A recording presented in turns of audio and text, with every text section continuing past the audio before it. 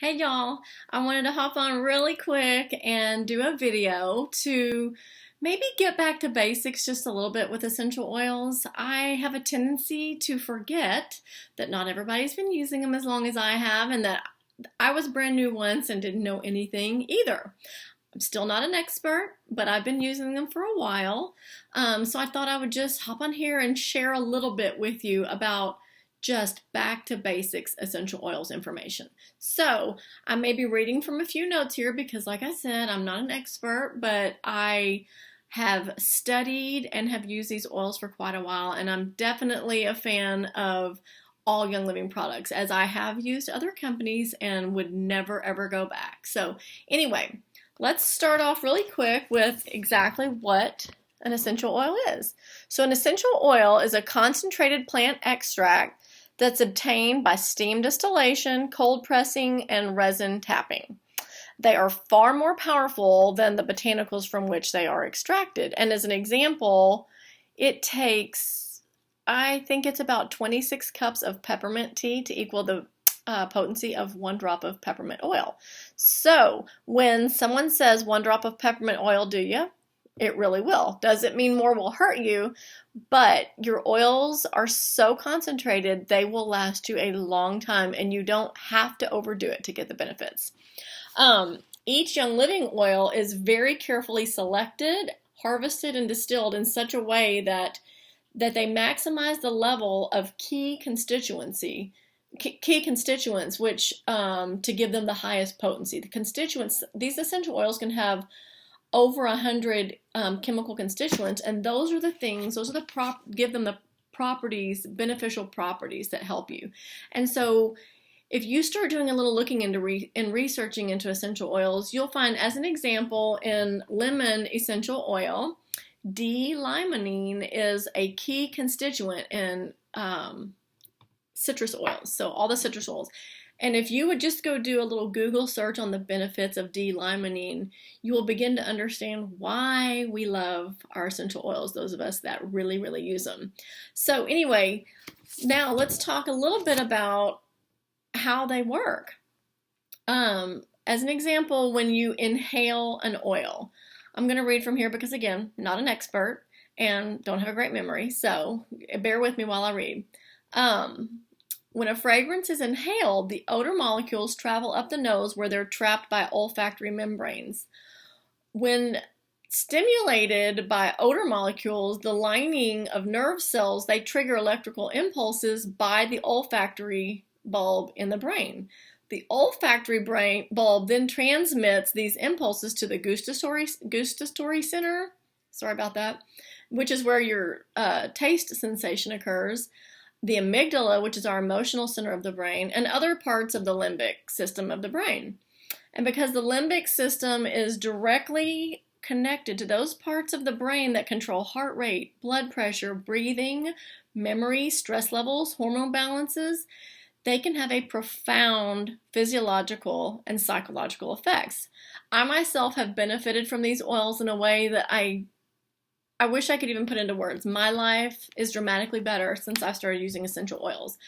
I first started using essential oils because I was looking for something to replace the common over-the-counter drugs or ointments or whatever that had all these side effects, and I was just looking to treat symptoms. The further I've gotten into essential oils, the more I understand the amazing benefits they can have on your emotional well-being. Emotional well-being is key to physical well-being.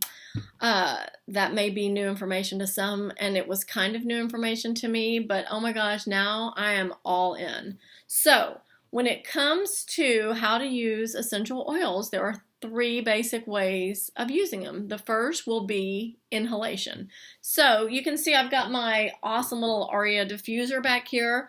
So just putting it in a diffuser and diffusing it, again, remember what I read about the powerful influence of aromas. Once you breathe those in, then they're automatically doing you some good. They don't just smell nice, as opposed to candles, toxic air fresheners, you name it, the things that I used to love in the past, but now they tend to make me kind of sick. And they're making a lot of us sick because they can disrupt our endocrine system etc., etc., etc. Anyway, okay, so diffuser. Another way is direct inhalation. Put a drop in your hand, rub it together. Breathe deep, just like that. You will feel it go in. You will feel it go down into your lungs. You will not mistake the feeling if you put that oil in your hand and breathe deeply. Now, peppermint is an amazing one to do this with, especially if you need to be uplifted and energized. It increases your oxygen levels when you inhale peppermint. But be careful when you do this not to rub your eyes because it'll burn. Now, it's not going to damage your eyes, but it's not going to feel good. And so essential oils happen to be lipid soluble or fat soluble and not water soluble. So if you ever get an essential oil in your eyes, don't splash it with water, but get a carrier oil, coconut oil, whatever fatty oil you have handy, and put it in the corner of your eye and it'll start to wick that out. So don't panic. You'll be fine. There are all kinds of ways to enjoy the aromas of essential oils. Diffuser bracelets. I carry them on me all the time. I don't have one on now, but I'll have diffuser necklaces. I've got these handy dandy little nasal inhalers that inside of here is an essential oil on a filter, and I've got eucalyptus radiata in here whenever my nose gets a little stuffy.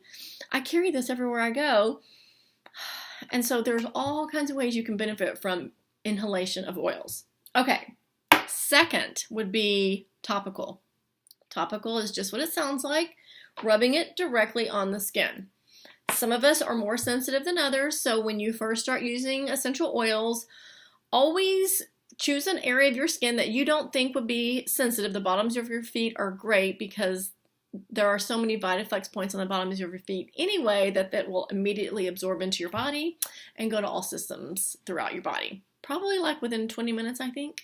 Anyway, but if you're unsure and you don't want to, and you're worried about any type of irritation to the skin, because sometimes these molecules are so small, especially with some of the hotter oils, they will absorb into the skin so quickly, and that's when you can start to feel a burn. So you can always, I don't have it handy, but use a carrier oil, a fatty oil, coconut oil. Young Living makes a V6 oil, which I love just because it's got all these like 6 different great oils in it. So put it in a carrier oil, rub it on. Put it in your favorite, make your own moisturizer. Put it in your favorite moisturizer, rub it on your skin. Oh, but I should backtrack because you should probably only use, healthy moisturizer. So check out Young Living. Ding. Anyway, so topical is great.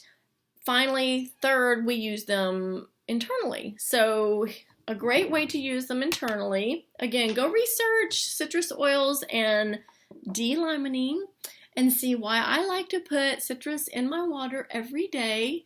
This is lemongrass. That's not typically my favorite, but it's the Vitality lime.